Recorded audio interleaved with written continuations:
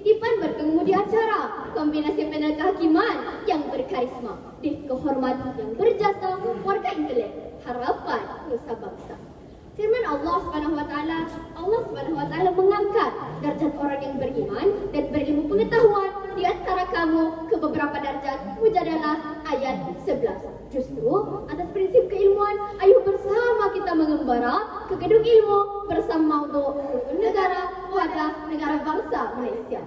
Sebelum hujah mada ditutur, sebelum lantangnya fakta diatur, elok kita melayari bahtera pendefinisian. 31 Ogos 1970 merupakan tarikh keramat penuh azimat yang tersemat apabila Yang di-Pertuan Agong almarhum Tuanku Ismail Nasruddin Shah, Ibni almarhum Sultan Zainal Abidin Yang di-Pertuan Agong kelima mengisytiharkan rukun negara, rentetan peristiwa berdarah penuh amarah pada 13 Mei 1969. 5 prinsip rukun negara sebagai wadah telah mewujudkan negara bangsa Malaysia. Yang pertama, kepercayaan kepada Tuhan. Kedua, kesetiaan kepada raja dan negara. Yang ketiga, keluhuran perlembagaan. Keempat, kedaulatan undang-undang. Dan yang kelima, kesopanan dan kesusilaan. Menurut Profesor Emeritus Datuk Dr. Kukai Kim yang merupakan sejarawan negara, negara bangsa merupakan satu konsep jati diri dan identiti kepada seluruh warga negara yang diiktiraf di tanah bertua Malaysia. Menyadari akan perbezaan agama, budaya, adat, dan ideologi, tetapi mengangkat nilai kebersamaan demi keutuhan negara, demi memperkukuhkan negara. Tuntasnya, pidato kami akan merungkai bagaimana 3 asas penting yang lahir melalui prinsip rukun negara menjadi wadah negara bangsa Malaysia. 3 perspektif berbeza akan kami utarakan untuk kefahaman kita bersama. Keluarga Malaysia. Landscape pertama, nilai perpaduan bangsa Malaysia bermaruah. Nilai perpaduan merupakan tunjang dalam merealisasikan bangsa Malaysia yang bersatu padu. Nilai perpaduan merupakan perkara asas yang perlu dipikul oleh semua. Inilah tanggungjawab bersama yang perlu digalas bagi mewujudkan bangsa Malaysia yang bersatu padu. Perpaduan inilah menjadi tunjang dalam rukun negara.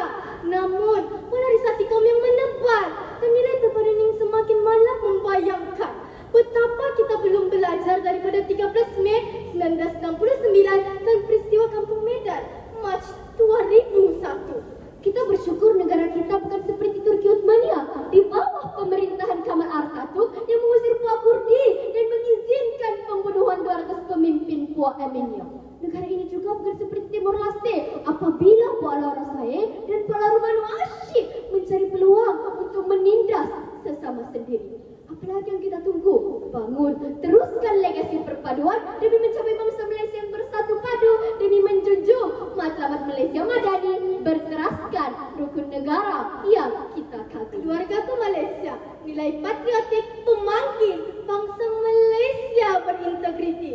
Hari ini, siapa yang dapat menyangkal akan perlembagaan yang berani dipersoalkan dicabar, undang-undang yang diperleke, daulat sultan diinjak-injak. Benar, inilah fenomena yang menghantui negara kita. Lantaran itu, manakah semangat patriotik kita?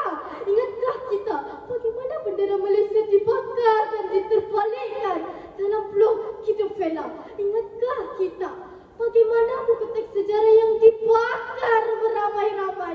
Masih belum hilang betapa terkejutnya kita dengan aksi buku teks sejarah yang dibuang usai SPM berakhir. Lantaran itu, wahai keluarga Malaysia, nilai patriotik ini harus terus dipacu agar setiap warga negara hidup dengan semangat patriotisme dan nasionalisme demi mencapai matlamat bangsa Malaysia yang bersatu padu. Hal ini terbukti setelah kita berjaya mendepani imperialisme dan kolonialisme setelah termeterainya Piagam Atlantik Pertubuhan Bangsa-Bangsa Bersatu PBB 1945. Nah, siapa dapat menafikan akan nilai patriotik dalam rukun negara dapat melahirkan bangsa Malaysia yang bersatu padu sekaligus membentuk negara bangsa Malaysia. Keluargaku Malaysia. Landscape ketiga, nilai keadilan aset bangsa Malaysia berkualiti. Seorang sahabat Nabi SAW, Abdul Rahman bin Ubaid radhiyallahu anhu menceritakan, saya menemukan tulisan di kaki katil Raja Anushirwan, yaitu seorang raja yang pernah memimpin negara Parsi. Pada kaki katil keempat, terdapat tulisan, Kamu tidak akan mampu menguasai kabilah yang kuat kecuali dengan keadilan. Ayo kita buka kembali secara silam tatkala negara ingin menggapai gejolak kemerdekaan. Tatkala bendera Union Jack diturunkan bagi mengibarkan bendera Malaysia. Bukan orang Melayu sahaja yang mengalirkan air mata terusa dengan kemerdekaan. Ingatlah, semasa mencapai kemerdekaan, orang Melayu yang memimpin perjuangan disokong dengan kaum Cina dan India. Usah lagi kita menimbulkan honor perkauman, kepartian dalam sesebuah organisasi. Jangan kita asyik berkam leher sahaja, menegakkan benang yang basah sehingga pada di rumah tidak bertuan, ikan di lubuk tidak tahu. Pemimpin yang hebat ialah yang berhak, tanpa dipengaruhi oleh unsur kronisme dan salah guna kuasa.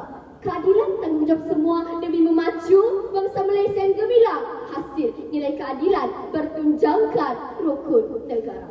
Keluargaku Malaysia, ulasannya kita telah mengembara bersama 3 landscape berbeza bagi menghiasi maudo rukun negara, wadah negara bangsa Malaysia. Sesungguhnya perpaduan semangat patriotik dan keadilan tanpa prejudis menjadi tunjang konsep negara bangsa Malaysia yang akhirnya memenuhi aspirasi Malaysia Madani. Justru benarlah rukun negara, wadah negara bangsa Malaysia. Assalamualaikum warahmatullahi wabarakatuh.